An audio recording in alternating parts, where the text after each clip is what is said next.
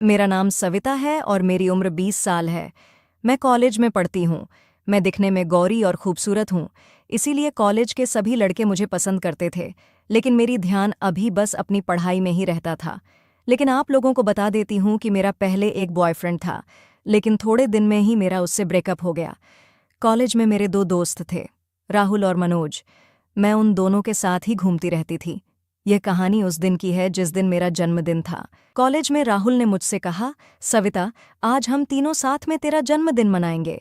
मैंने भी हाँ बोल दिया। फिर उस दिन शाम को हम तीनों राहुल के घर पर गए। राहुल के घर पर उस दिन कोई नहीं था, इसलिए हम पहले ही यह प्लान बना चुके थे कि उसके घर पर जाकर बर्थडे मनाएंगे। जब हम राहुल के घर गए तो वह मुझे और मनोज को अपने रूम में ले गया। उसके रूम पर गई तो देखा सारी चीजें इधर उधर बिखरी हुई थीं। ऐसा लग रहा था कि मानो इस रूम में कोई लड़ाई झगड़ा हुआ है। मैं बोली, अरे राहुल, क्या हाल बना रखा है अपने रूम का? तो उसने कहा, हम लड़कों के रूम ऐसे ही होते हैं, अब तू आई है तो खुद ही इस रूम को सुधार दे। मैं बोली, ये सब करवाने के लिए ही मुझे अपने घर लेकर आया है क्या? इस पर राहुल ने कहा, अरे यार सविता, तुम ही तो हम दोनों का सहारा है। यह सुन के मैं मुस्कुराई और बोली, चल मैं ठीक कर देती हूँ। ये बोलने के बाद मैं वो काम करने लगी। फिर वो दोनों मेरे लिए बर्थडे केक लेकर आए और मुझे केक काटने के लिए बोला। मैं केक काटने लगी और अपने हाथों से उन दोनों को खिलाया।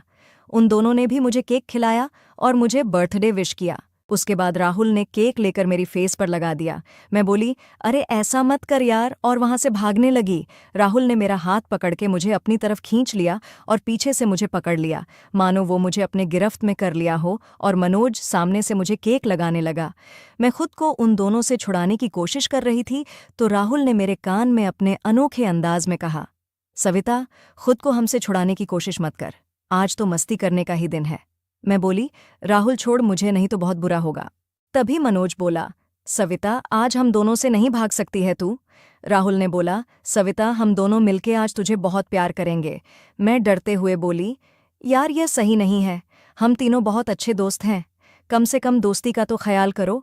लेकिन तभी राहुल ने मुझे अपनी गोद में उठा लिया और बोला, यार सविता, तू ही बता, हमारी इतनी प्यारी दोस्त को प्यार करने का हक हमें नहीं है तो और किसे है? मैं कुछ कहती उससे पहले उसने मुझे बेड पर गिरा दिया और मनोज मेरे ऊपर आकर के मुझसे लिपट गया। फिर मेरे चेहरे पर लगे हुए केक को चाटते हुए उसने कहा, सविता देख, तुझे भी बहुत मजा आएगा, तू बस हम दोनों का साथ दे। उसी समय राहुल ने दूसरी तरफ से मेरी गालों पर में अपने होंठ छुआ दिए।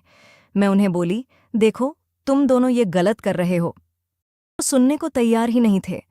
मैं थोड़ी देर उन दोनों का विरोध करती रही, लेकिन वो दोनों आज कुछ और ही मूड में लग रहे थे। कुछ देर विरोध करने के बाद मैं भी आखिर मान ही गई और उन दोनों का साथ देने लगी, क्योंकि अब मुझे भी जोश आ गया था। वह दोनों अब मुझे पूरी तरह से गिरफ्त में ले चुके थे। फिर अचानक मुझे महसूस हुआ कि मेरे कपड़े मुझसे बहुत दूर जा चुके थे। अब वो दोनों एक साथ अपने काम में लग गए थे।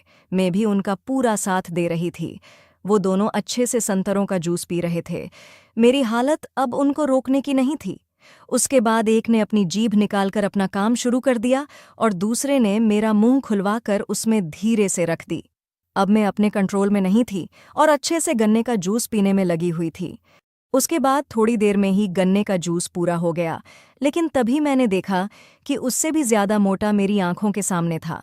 मैं तो उसे देखकर ही घबरा गई थी, लेकिन मैं कुछ कह पाती उससे पहले वो अपनी मंजिल में घुस चुका था। वो सब पूरा हुआ तब तक रात हो चुकी थी। मैं चलने की हालत में भी नहीं थी, क्योंकि मैंने लगभग 8 बार लगातार मेहनत करवाई थी। फिर उन लोगों ने जैसे तैसे करके मुझे मेरे घर पहुंचा दिया, लेकिन उस दिन के बाद मैंने उन्हें कभी मना नहीं किया, क्योंकि उस दिन मुझे वो खुशी मिली थी जो उससे पहले कभी नहीं मिली थी। धन्यवाद दोस्तों, उम्मीद है आप लोगों को हमारी यह प्यारी सी काल्पनिक कहानी पसंद आई होगी। वीडियो पसंद आए तो चैनल को सब्सक्राइब करना ना भूलें।